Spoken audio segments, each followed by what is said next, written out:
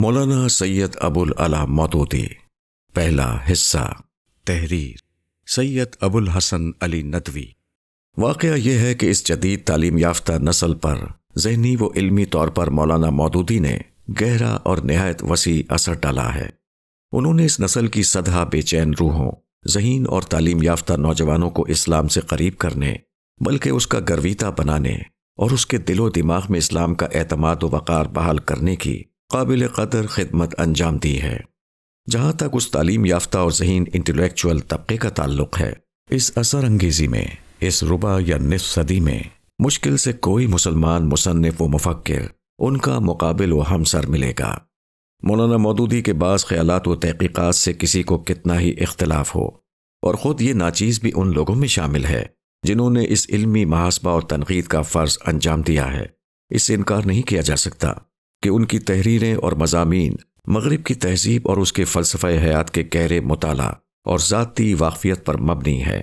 उन्होंने ऐसे मुबस्सिराना और जुर्रतमंदाना अंदाज में उसकी तनक़ीद और उसके इल्मी तहलील व तज़किया का फ़र्ज़ अंजाम दिया है, जो ख़ुद एतमादी से भरपूर और मरूबियत व सतहियत से दूर है, और जिसमें नामवर नौ मुस्लिम मग़रिबी फ़ाज़िल अल्लामा मोहम्मद असद के सिवा उनका कोई नज़ीर व हमसर और उनका कोई पेशरो इस करीबी ज़माने में नज़र नहीं आता। उन्होंने इस्लाम के निज़ाम हयात और उसकी तहज़ीब की बुनियादें, हयात इंसानी की तंजीम के उसूल, इस्लामी हुकूमत के महासिन व खसाइस और उसके क़याम के तरीक़ व शराइत को नए उसलूब और इल्मी ज़ुबान में इस खूबी से पेश किया कि जदीद तालीम याफ्ता तबका जो मग़रिबी तर्ज़ इस्तदलाल और जदीद इल्मी उसलूब का खोगर था, इससे मुतासिर हुए बग़ैर नहीं रह सका। उन्होंने इस्लाम के हक़ाइक़, उसके क़वानीन व माशरत और उसके इक़्तिसादी सियासी निज़ाम को इस अंदाज में पेश किया जिसमें माज़रत व तावील का वो रंग नहीं था जो अरसे से इन मसाइल पर लिखने वाले दानिश्वरों और अहले क़लम के यहाँ पाया जाता था, बल्कि उन्होंने बारहा मग़रिबी तहज़ीब और उसके फ़लसफ़े हयात के बारे में इक़दामी पोजीशन इख्तियार की और ख़ुद इसकी बुनियादों और जड़ों पर तैशाज़नी की, जिसकी वजह से जदीद तालीम याफ्ता तबके के बहुत से अफराद का वो एहसास कहतरी और शिकस्त ख़ोर्दगी दूर हो गया जो खालिस मग़रिबी तालीम ने उनमें पैदा कर दिया था, और बहुत से नौजवानों के दिल में इस्लाम की सरबुलंदी और इस्लामी हुकूमत के क़याम का जज्बा और उसकी ज़रूरत का एहसास बेदार हो गया, जो उसको नाकाबिल अमल बल्कि नाकाबिल तसव्वुर समझने लगे थे। और ये उनकी वो खिदमत है जिसको कभी फरामोश नहीं किया जा सकता।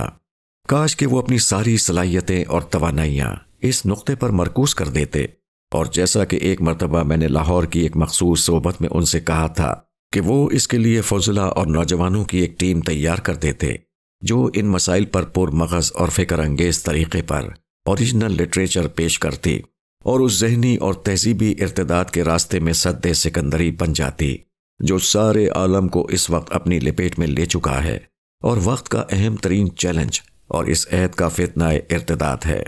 उन्होंने ये उज़्र किया था कि पित्ता मारने वाले मेहनती और ज़हीन नौजवान नहीं मिलते।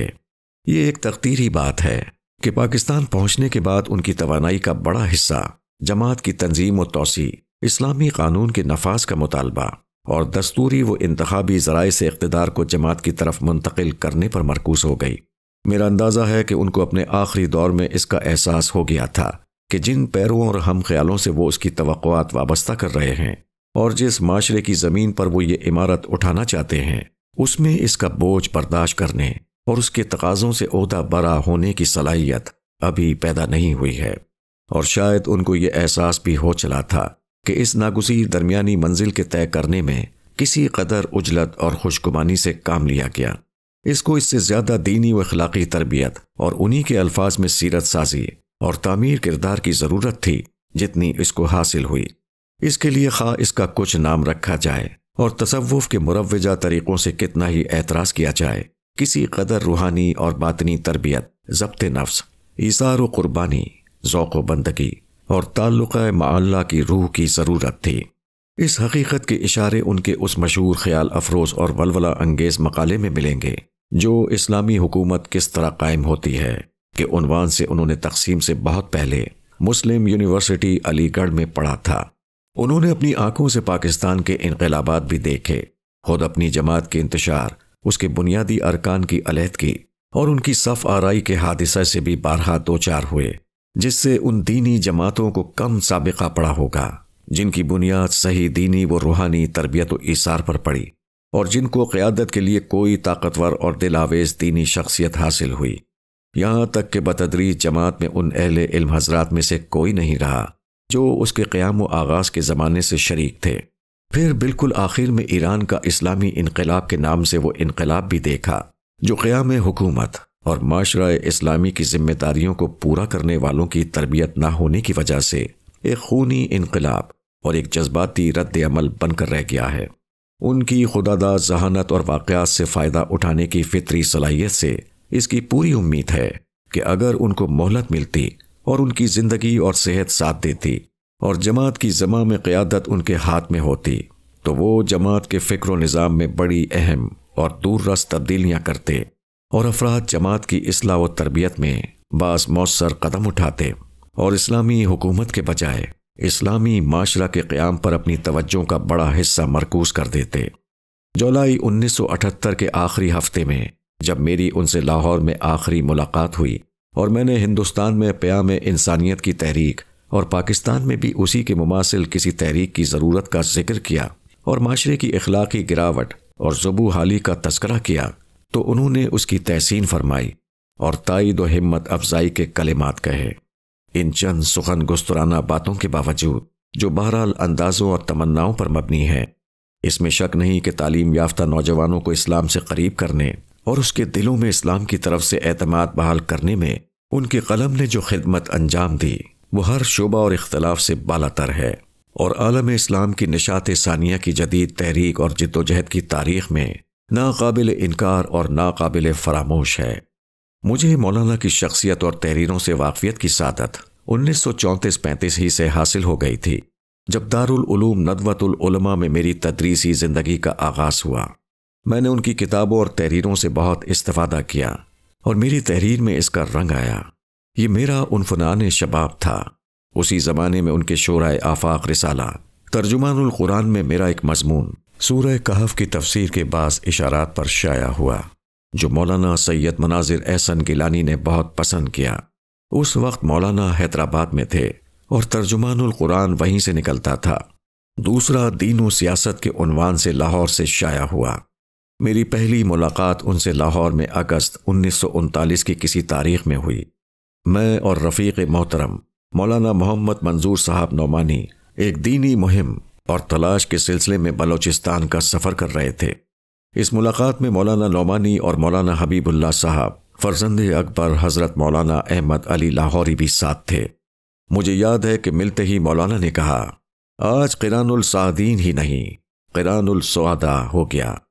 मेरी मौलाना से ख़तो किताबत ग़ालिबन अगस्त 1940 से शुरू हुई।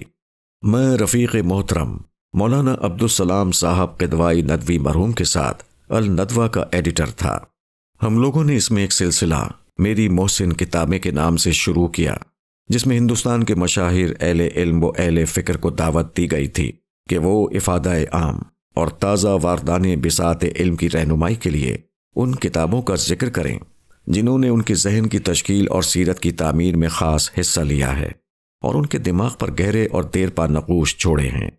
मैंने मौलाना को भी दावत दी। इस सिलसिले में उनका जो जवाब आया वो यहाँ नकल किया जाता है कि ये उनके मुताले का निचोड़ और ख़ुद उनकी सवाने व सीरत में एक संगे मील की हैसियत रखता है। मौलाना ने मुझे 31 अगस्त 1940 को एक मुफस्सल ख़त लिखा जिसमें मुझसे अपनी मारकतुल आरा किताब पर्दा के अरबी तर्जुमे का इंतज़ाम करने की ख्वाहिश ज़ाहिर की। उन्होंने लिखा कि मेरी दिली ख्वाहिश है कि अरबी में भी इसका तर्जुमा हो जाए ताकि मुमालिक अरबिया खुसूसन मिस्र में इसकी इशाअत की जा सके। नदवा के सिवा किसी और मरकज़ की तरफ नज़र नहीं जाती। ये काम अगर हो सकता है तो वहीं हो सकता है।